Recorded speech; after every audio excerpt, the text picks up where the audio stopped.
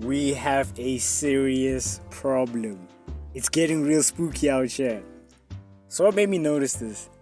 It's usually when I'm waiting for like a bus, or like when I'm just waiting for something. Old people always come up to me and start talking to me. And for someone my age, this isn't normal. And it happens to me all the time. But this last time was when I fully started deeping it. Why the fuck are old people so chatty? What's going on?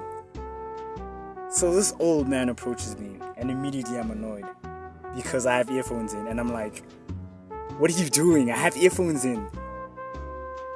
He asked me for directions, and like before I knew it, he was telling me an interesting story about his father, his childhood, and that was such a weird, cool, interesting conversation, even though it wasn't supposed to be weird.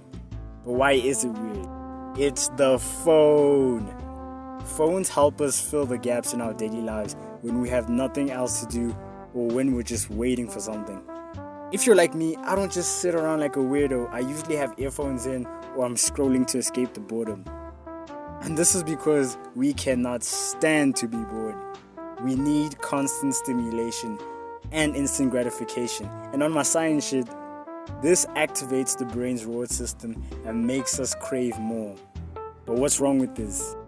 The more you see constant stimulation and instant gratification from the phone, the more bored you become.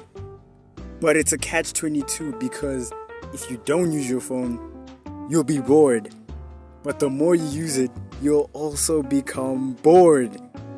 Because the more you use it, the harder it is to become satisfied. And this is a problem. Because instant gratification and stimulation is harder to find in the real world. It's way harder for people to find satisfaction in real life shit, because real life shit takes time and patience. But that's just the tip of the iceberg.